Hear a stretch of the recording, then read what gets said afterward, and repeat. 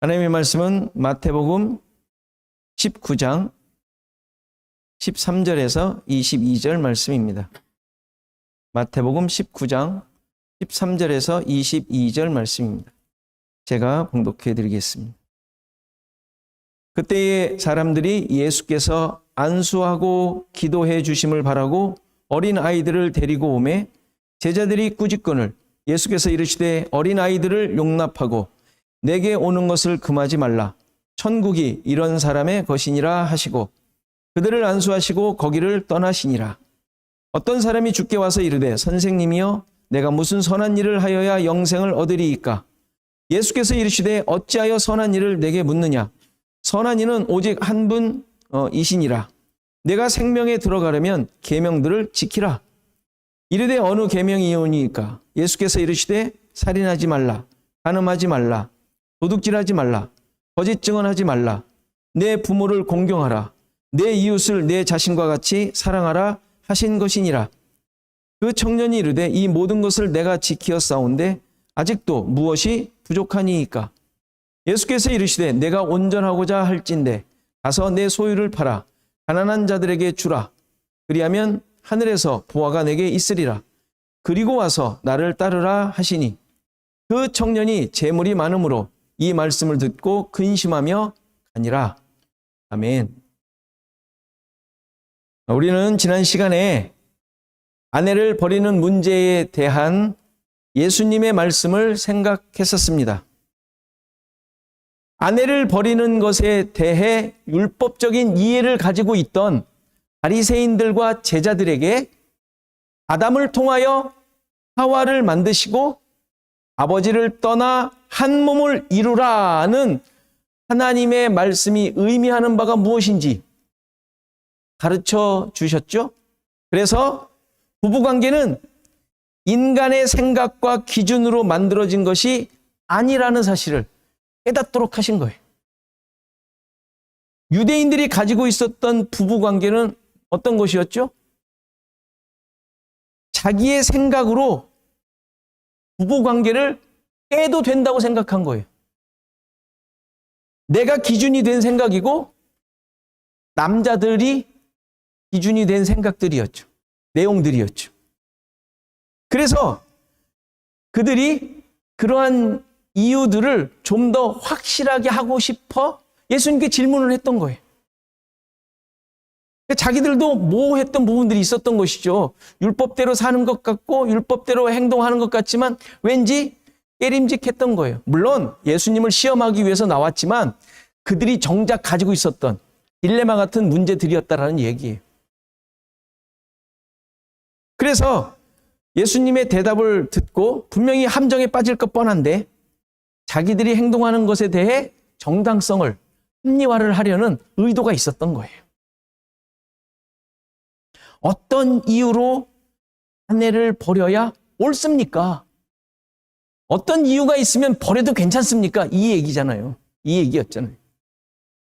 그런데 예수님께서는 이들이 의존하려던 이러한 율법적인 기준, 자기 만족의 기준을 완전히 깨뜨려 버리셨죠. 인간의 완악함 때문에 이혼을 허락했지만 원래는 그렇지 않다. 그러면서 음행한 이유 외에는 이혼할 수 없다라고 선을 그어주셨어요. 그런데 이 의미가 뭐라 그랬어요? 음행한 연고 외에 음행한 이유 없이는 이혼할 수 없다. 아내를 버려서는 안 된다. 라는 말이 무슨 말이라 그랬어요? 우리 모두가 다 이혼 당해야 할 자들이라는 사실을 깨닫도록 하는 거예요. 왜죠? 음행하지 않는 사람이 없으니까. 마음에 음욕만 품어도 음행한 거라고 이미 가르쳐 주셨잖아요. 어떤 분이 재밌게 얘기를 했어요. 그럼 그게 그 음욕을 품는 기준이 뭐냐? 아름다운 여인이 오는데 보고 지나갔어요? 뒤돌아보면 음행이래요. 그 남자라 치고 여자들은 멋진 남자가 왔을 때 딱 보고 눈을 떼지 못하면 음욕이겠죠? 그런 기준을 말한다면 무슨 얘기죠? 어쨌건 어떤 기준인지 몰라요. 그러나 하나님 앞에서 저는 아니었는데 그냥 보기만 했지 아무것도 이런 말이 통하지 않죠? 하나님 앞에서는 하나님 앞에서는 백지어야 되는데, 하얀 도화지어야 되는데 흠이 생기잖아요. 흐릿하게라도. 그럼 하나님 안 하시는 거잖아요. 어디 선을 어떻게 그을 수 있겠어요? 음욕이라는 것에. 따라서 음행한 이유 외에 이혼할 수 없다. 아내를 버려서는 안 된다라는 말씀은 모두가 다 이혼 당해야 할 존재라는 것을 말하는 거예요. 모두가 다. 예외가 없으니까. 그럼 그 음욕을 품으면 어떻게 돼요? 음행을 하면 어떻게 돼요? 돌에 맞아 죽어야 되죠. 다 이혼당하고 돌에 맞아 죽어야 할 존재라는 것을 말씀하시는 거예요. 그렇게 말했을 때, 나가 그렇게 했던 건 괜찮구나. 라고 말할 사람이 없겠어요. 어디 있겠어요. 음행한 여인을 데리고 왔을 때 죄 없는 자가 먼저 돌을 던지라 그럴 때 아무도 던지지 못했잖아요. 그 얘기죠.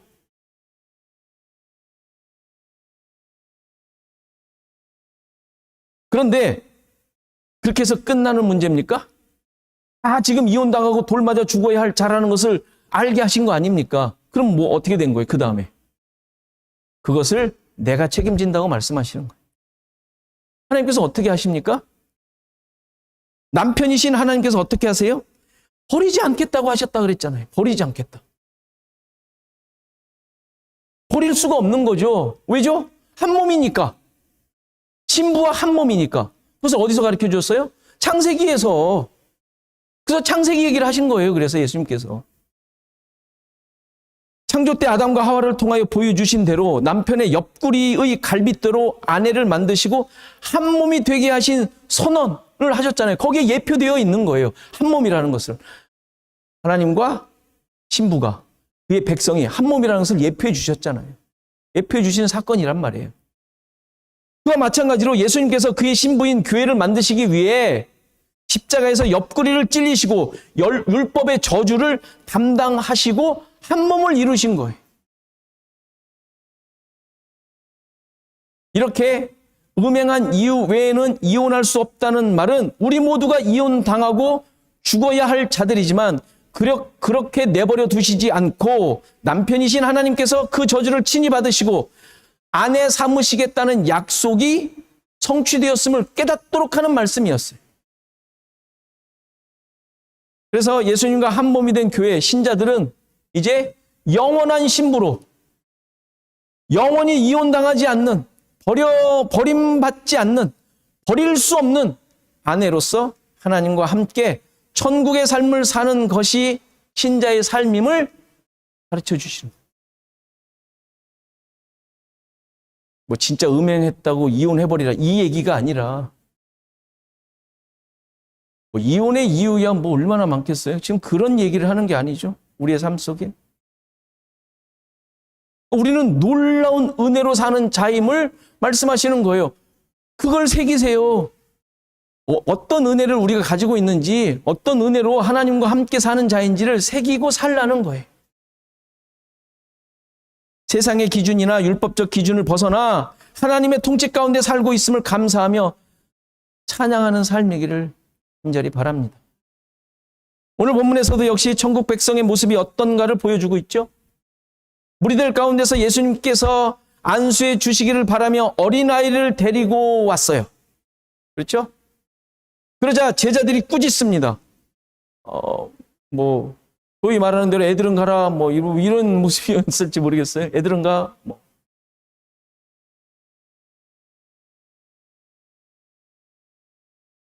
그런데 예수님께서 어린아이들을 용납하고 내게 오는 것을 금하지 말라고 하시면서 천국이 이런 사람의 것이니라고 말씀하시고 아이들을 안수해 주시죠. 그래서 똑같이 또 천국 얘기가 나와요. 천국. 지금 계속 천국에 대한 이야기를 하시는 거예요. 천국에 대한 이야기. 여기에 나오는 어린아이에 대한 이야기는 앞서 18장에 나왔었죠. 실족하는 사건. 그 아이들과 내용과 관점이 조금 달라요. 그 18장에서는 나오는 어린아이는 실족당하는 자의 대표로 나와요. 실족당하는 자의 대표. 진짜 어린아이, 꼬맹이들을 말하는 게 아니라 실족당하는 자들의 대표로 나오죠. 그래서 실족당하는 일이 어떤 일이라 그랬죠? 그때? 기억하세요? 주님만을 의지하며 사는 자들, 주님을 의지하며 사는 자들에게 야, 그게 아니야. 실족해 하는 거죠. 세상의 가치와 기준들을 제시해주고 그렇게 살아도 괜찮아. 지금 너 그렇게 사는 거 너무 맹목적이지 않아? 그렇게 세상을 살면 살 수 있겠어? 이렇게도 좀 살아야 돼. 어떤 세상적 가치를 줌으로써 예수님을 의지하고 예수님만으로 살고 있는 그 신자들을 흔드는 이게 실족해 하는 거라 그랬어요. 뜨끔뜨끔하지 않아요? 여러분들 마음속에? 남을 그렇게 하는 것보다도 내가 그렇게 살고 있잖아요. 내가. 그리고 다른 사람들에게 또 부추겨 주잖아요. 괜찮아. 잘하고 있어. 잘 따져봐야 돼요. 진짜 잘하고 있는지. 뭐 우리가 위로해 줄 때 하잖아요. 나도 모르게 그들 위로하다 보니까 깊이 생각해 보셔야 돼요. 그가 정말 믿음으로 살려고 고민하고 있는데 잘했어. 이 정도는 하나님도 이해하실 거야. 뭐 이러지 않습니까? 뭐 그럴듯한 위로 같은데 잘 생각하시고 하시라고요. 이게 실족해 하는 거란 말이에요. 실족해 하는 거. 예수님 100%, 그 믿음 100%가 아니라 살짝 0.1%를 섞으려고 하는 것이죠. 그래도 괜찮다고. 이게 실족해 하는 거란 말이에요. 그래서 그들의 믿음, 그들의 신뢰, 의지함, 이것을 흔드는 거. 그럴 바에는 어떻게 하라고요? 연자맷돌을 목에 메고 죽으라는 얘기예요. 죽는 게 낫다고. 그러지 말란 얘기죠. 아주 굉장히 엄격한 얘기예요. 우리 자신들에게 늘 적용시켜야 할, 내가 믿는 자들과의 관계 속에서 이러한 모습으로 있지 않은지 깊이 돌아봐야 할 아주 중요한 말씀이죠. 그런데 오늘 본문에 나오는 어린아이의 경우는 본문 그대로 어른들에 의해 이끌림을 받아 나온 자들이에요. 자기 의사가 하나도 여기에 있질 않죠. 아이들의. 주권이 없고 주체적이지 못한 그런 자를 말하죠. 그래서 주님의 은혜를 받기 위해 전혀 자기의 힘이나 능력이 없는 자들의 대표로 나오고 있는 아이들이에요. 그래서 예수님은 천국이 이런 사람의 것이라고 말씀하신 것이죠. 누군가의 인도함을 받아 은혜로만 사는 자들, 그 은혜를 받아 사는 자들. 그러니까 은혜로 나아올 수 없는 자들, 죄인들 말하죠. 죄인들. 예수님께서 직접 찾아가 은혜를 베푸시지 않으면 안 되는 자들.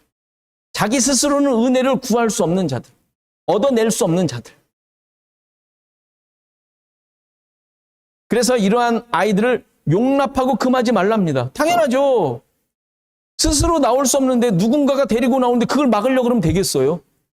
본인도 나올 수 없고 누군가 끌고 나오는데 그것까지 막으려고 하니, 이게 서기관과 바리새인들이 하던 거 아닙니까? 자기도 천국에 못 가면서 천국문에서 천국으로 오는 자들을 막는 자들.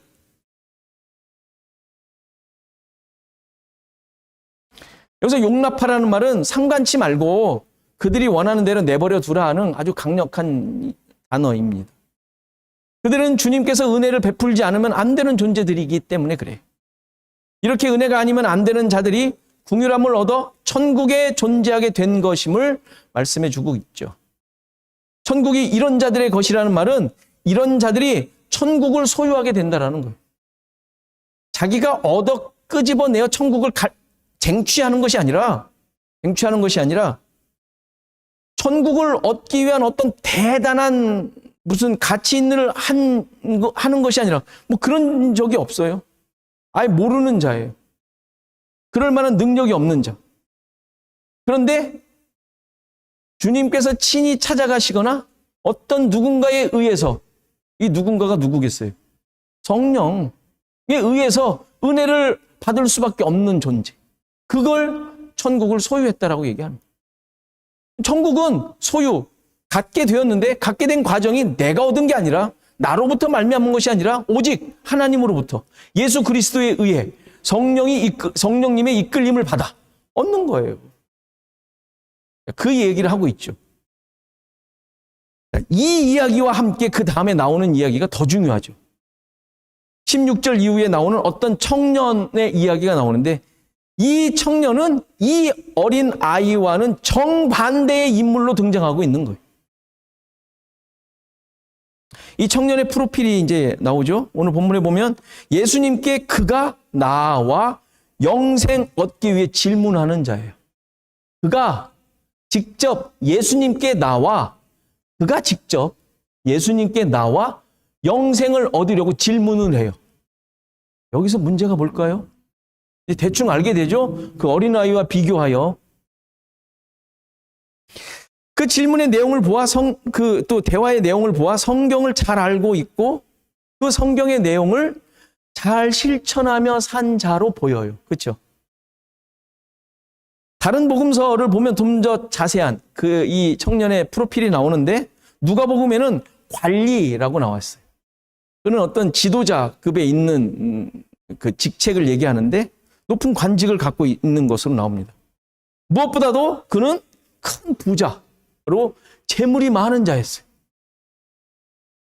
젊은 청년인데 출세했고 신앙적으로 열심도 있고 말씀대로 살려는 데다가 경제적인 부까지 갖고 있어요. 이 정도면 뭐 요즘 말로 말하면 뭐 엄치나? 또 새로운 단어를 제가 알았어요. 사케라는 말 들어보셨어요? 사케? 사기 있는 캐릭터 뭐 이런 뜻이래요. 현실적이지 않은. 이게 게임 용어라고 그래요. 사케. 여러분들 모르셔도 되는데 갑자기 어딜 보다가 들어가지고 찾아봤더니 그렇더라고요.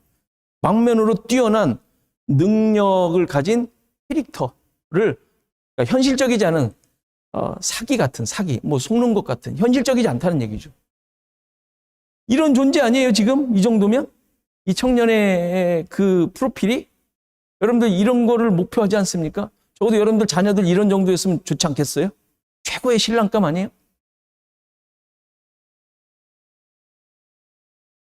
물론 이 청년을 모범적인 인물로 소개하고 있는 내용은 아니죠.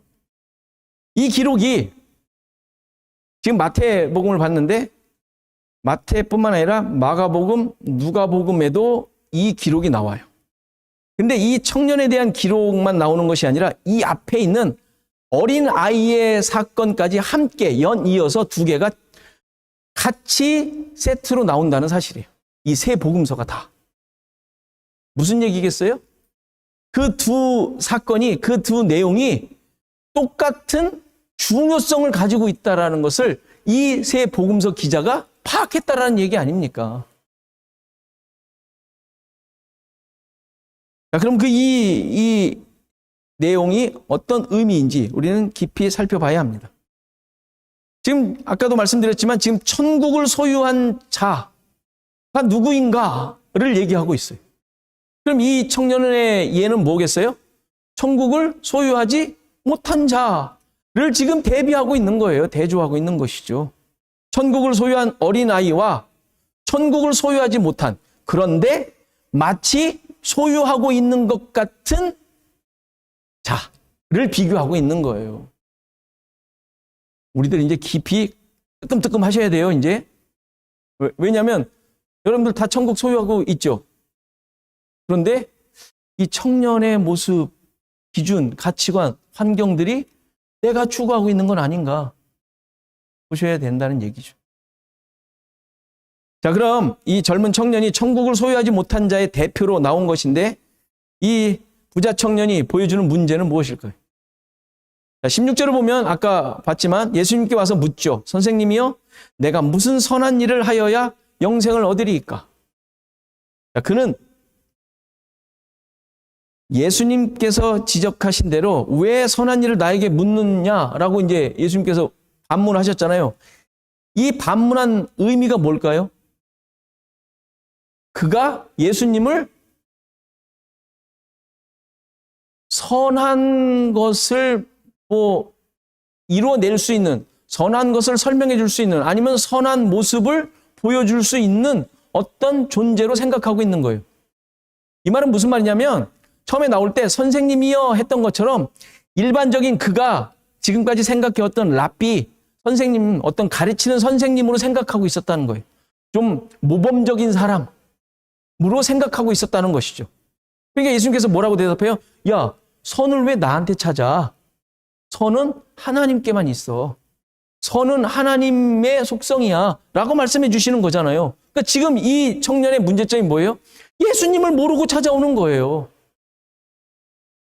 예수님에 대해 제대로 알지도 못하고, 그리고 또 우리가 지금 이 질문에 그대로 있듯이 자기 스스로가 뭔 것을 할 수 있을 것 같은 생각을 가지고 나온다는 것이죠.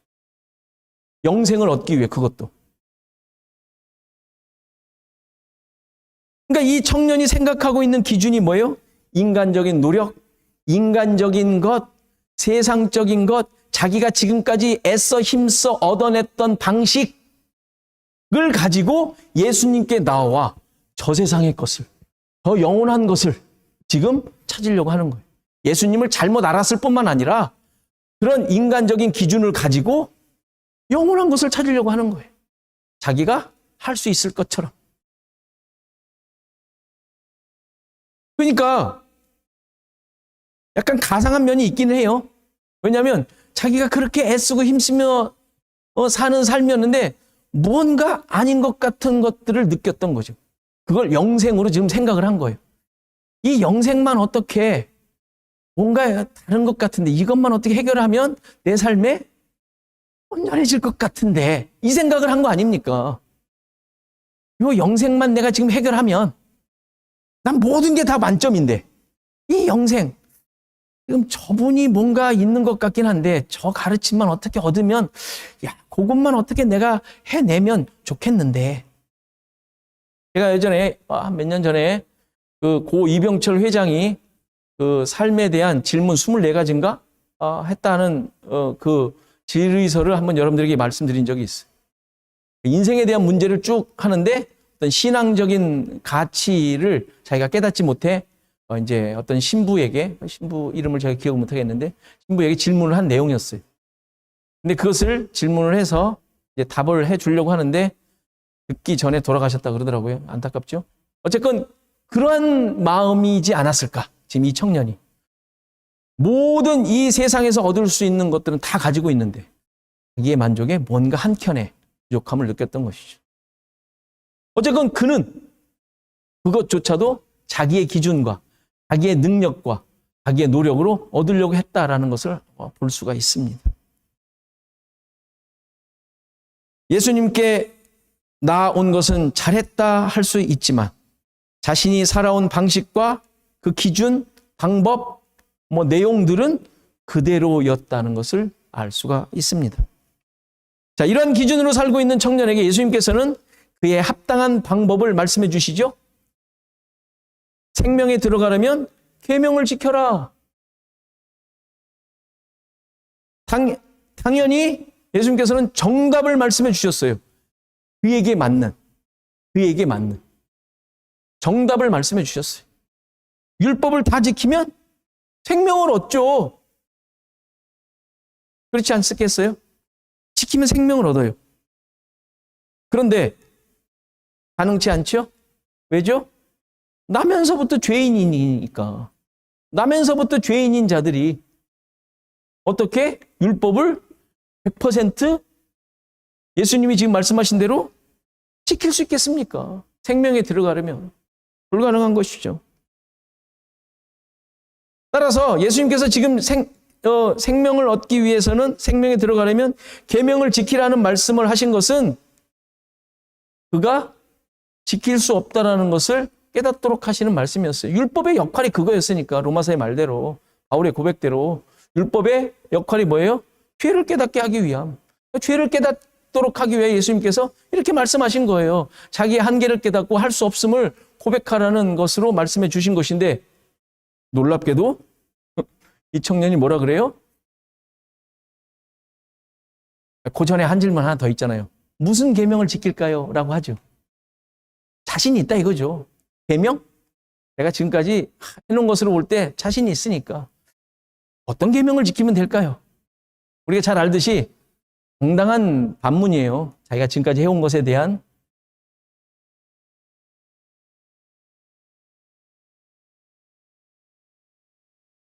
지금까지 내가 다 지켜왔기에 어떤 것도 지켜내지 못할 것이 없다는 생각과 의지와 결단이 보이는 반문인 것이죠.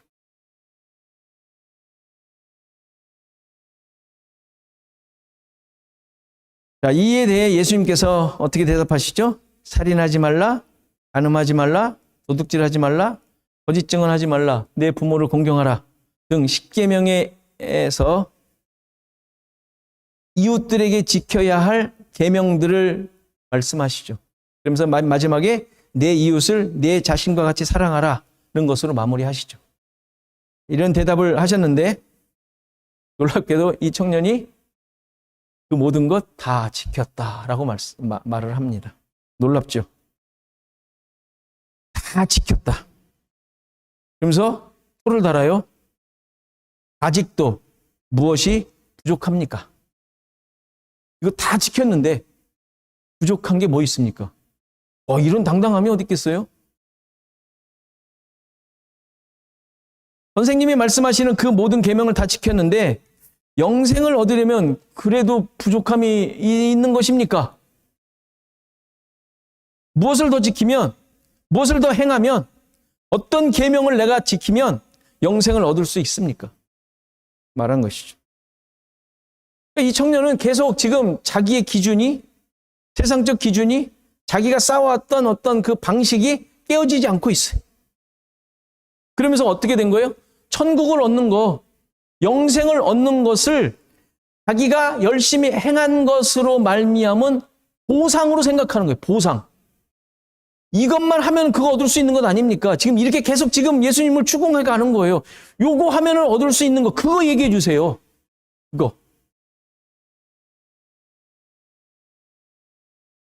자신이 가지고 있는 이 많은 자리들, 또 능력들, 이런 것들이 내가 계명을 열심히 지키고 산 결과라고 생각하고 있는 것이죠. 그러니까 이런 거 놓칠까 봐 그 사람은 하나도 안 지키면 안 되는 거예요. 지켜야 되는 거예요. 영생 지켜내겠습니다, 내가. 그럼 뭡니까? 그거 도대체 뭡니까? 그것만 내 하면 이거 얻을 수 있는 것 아닙니까? 그럼 예수님께 이렇게 묻고 있는 거예요.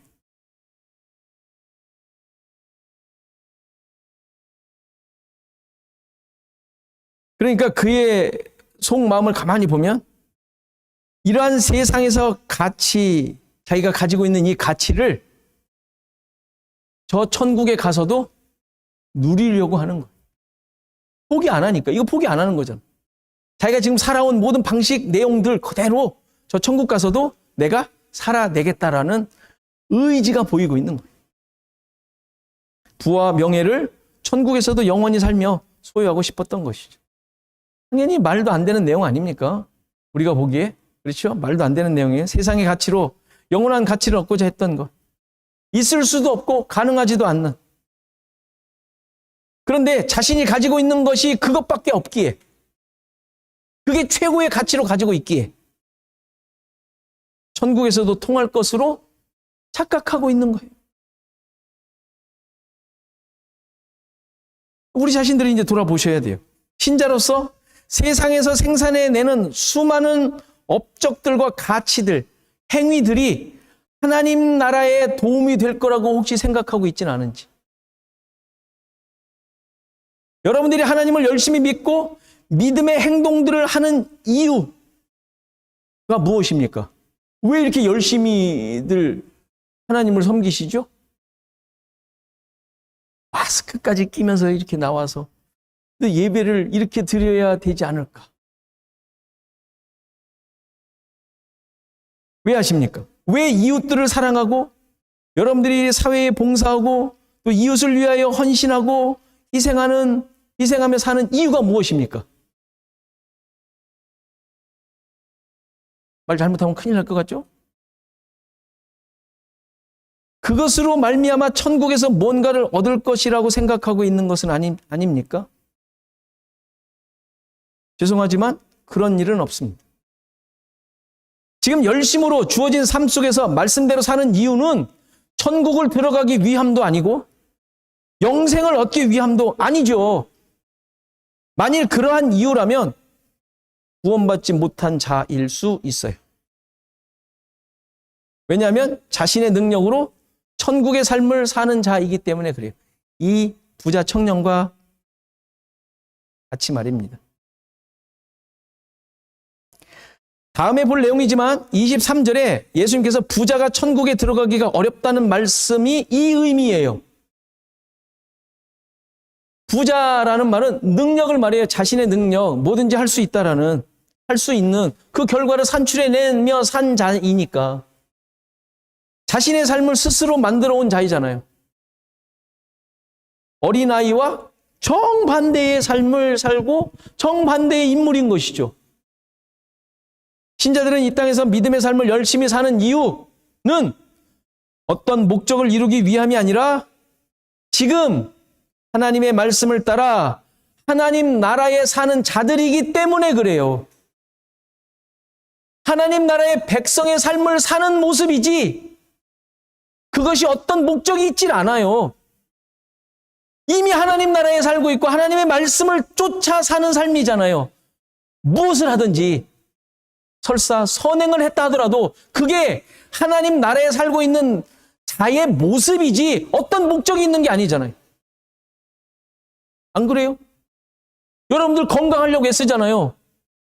왜요? 하나님 나라에 사니까, 하나님 나라 백성이니까 건강해야 되지 않겠어요? 물론 영원한 천국, 지금 영원하지만 영원한 천국에서는 영원히 사니까 뭐 건강이니 뭐 이런 건 의미가 없겠지만 지금 우리의 건강함을 돌아보며 내가 어떤 자세로 사는 자인가를 깨닫도록 하기 위한 수단이 건강함을 유지하는 거예요.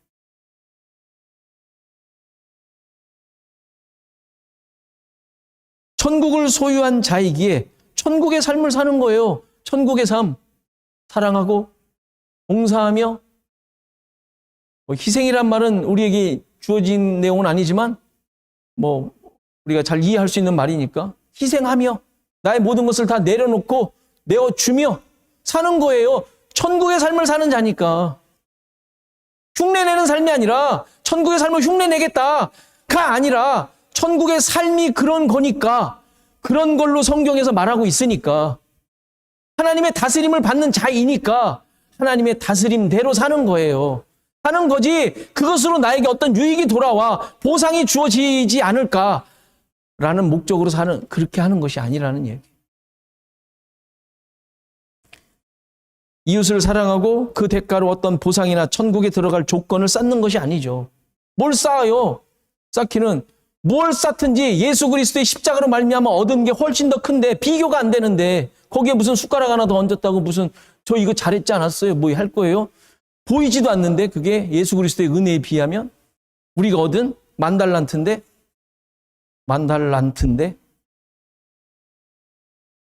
따라서 신자들은 이 세상의 어느 누구보다도 열심히 살아야 되지 않겠어요? 목숨을 내놓고 사는 이유가 그거 아니겠어요? 말씀에 순종하며 그 말씀대로 살도록 늘 힘써야 되는 것 아니겠어요? 하나님 나라 백성이라면서요. 하나님의 말씀대로 사는 자들이라면서요. 그 이유지 다른 이유는 없어요. 목숨을 내놓더라도 이것이 우리의 법칙이며 기준이기 때문에 그래요. 내가 하나님의 다스림 가운데 있다는 사실을 확인하며 고백하며 사는 삶이기 때문에 그래요. 부자 청년이 고민한 내가 아직도 무엇이 부족한가에 대한 고민도 있어야 돼요. 실제로. 물론 기준과 목적이 달라요. 내가 여전히 포기하지 못한 것들로 인해 하나님의 말씀에 순종하지 못하고 있는 것은 아닌지 고민하라는 거죠. 세상의 가치와 기준으로 사느라 영원한 삶을 살고 있다는 것을 잊고 있는 것은 아닌지 고민하라는 거예요. 내가 지금 뭔가 부족한 거 아니야? 그 부족, 영원한 삶을 살고 있다라는 거, 영생이 있다라는 것을 깨닫지 못하는 믿음의 부족, 생각의 부족, 판단의 부족, 보라는 거예요. 살피라는 거예요. 이러한 하나님 자녀로서 갖는 고민과 갈등이 당연히 있어야 합니다. 이제 자신의 능력에 대한 자신감으로 사는 청년에게 예수님께서는 온전한 결단을 하도록 하시죠. 말씀만 하시면 무엇이든지 하겠다는 청년에게 내 소유를 팔아 가난한 자들에게 주라는 것이었습니다. 그러면 하늘에 보화가 있을 것이고 그리고 나서 와서 나를 따르라 하고 말씀하시죠. 이게 무슨 얘기예요?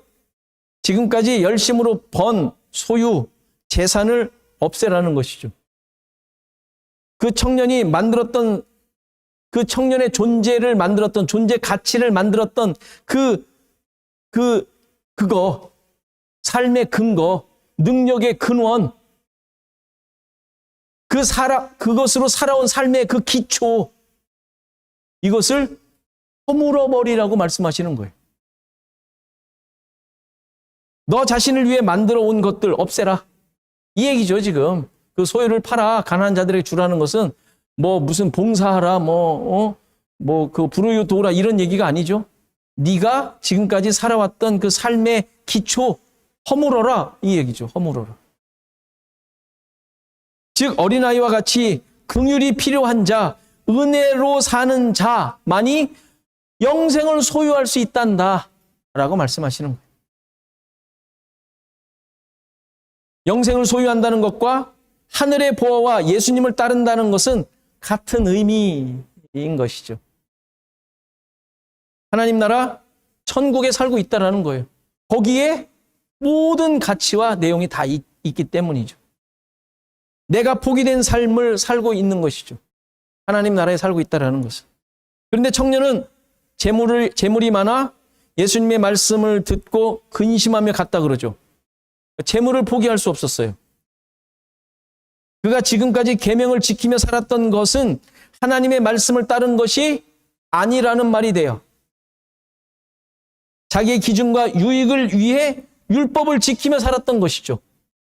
만일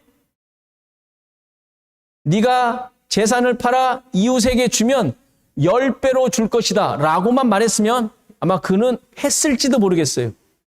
근데 예수님께서 뭐라 그러셨어요? 나를 따르라 라고 말씀하시니까 유익이 없는 거예요, 자기한테. 예수님 따르는 자들을 보니까 거지들이거든. 그건 도대체 영생을 얻은 자의 모습이라고 보이지 않는 것이죠. 그러니까 그는 근심하며 갈 수밖에 없어요. 뭐 그 다음에 따라왔는지 안 따라왔는지 모르지만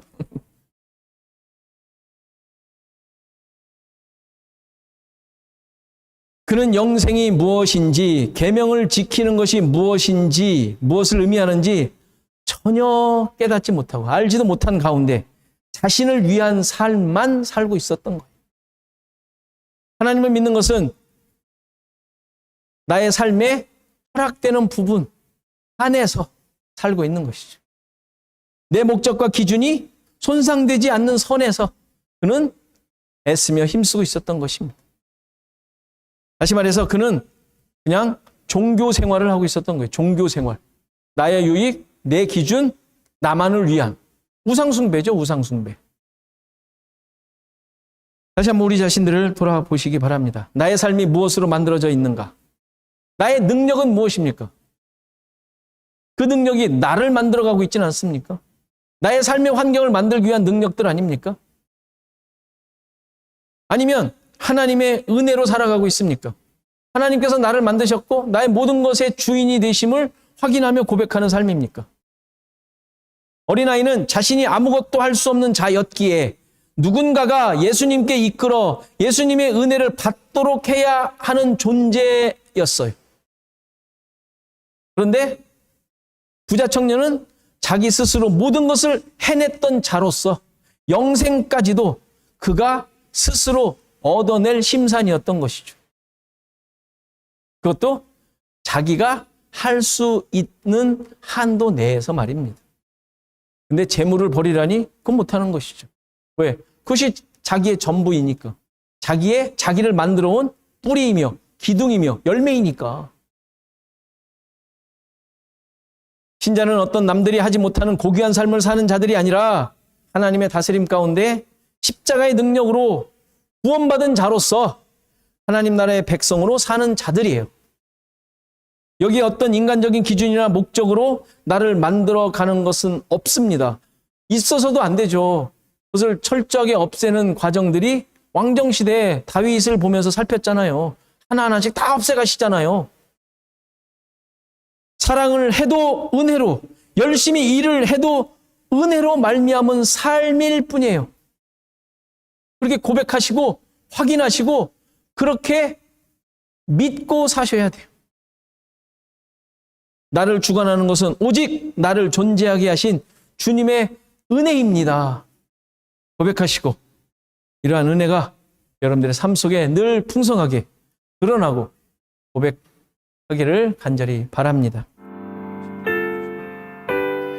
하나님 아버지, 내 삶의 모든 영역이 하나도 빠짐없이 하나님께서 계획하신 대로 이끄시는 대로 지금 가고 있다라는 사실을 다시 한번 말씀을 통해 확인하게 하시고 고백하게 하시고 그러므로 주님을 더욱더 의지하게 하심에 감사드립니다. 주님, 여전히 나의 세상적인 기준들이 발견되고 있고 내려놓지 못한 것들이 있다면 주님 깨닫게 하시고 그때그때마다 주님의 은혜로 말미암아 주님의 인도하심으로 말미암아 이 주님만이 주님 되시고 인도하심을 고백하는 놀라운 고백이 넘칠 수 있도록 하나님 도와주시옵소서. 연약해지지 않게 하옵소서. 여러 가지 우리를 괴롭히는 것들, 나를 힘들게 하는 것들로 인하여 또 해결되지 않는 그러한 일들로 인하여 하나님의 인도하심과 주님을 믿고 의지하는 것들에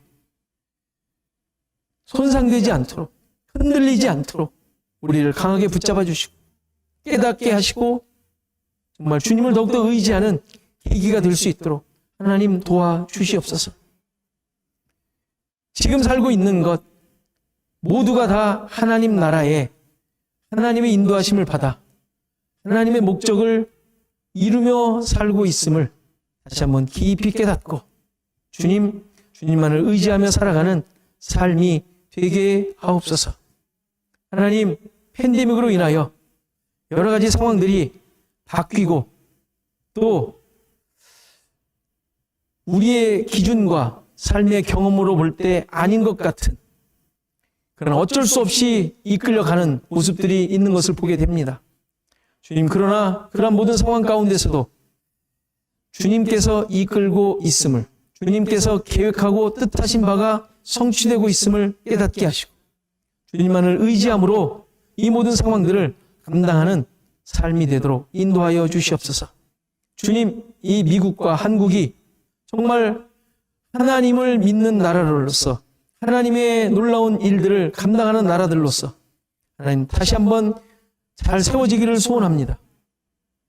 여러 가지 방해하는 요소들, 또 우리가 깨닫지 못하는 사단의 공격들 하나님 깨닫게 하시고 다시 한번 말씀이, 복음이, 십자가가 온 나라에 깊이 침투하고 또 바르게 세워져서 주님께서 원하시고 계획하신 것들이 온 세계를 향한 그 사명들이 이루어질 수 있도록 하나님 이끌어 주시고 다시 한번 깨우쳐 주시옵소서.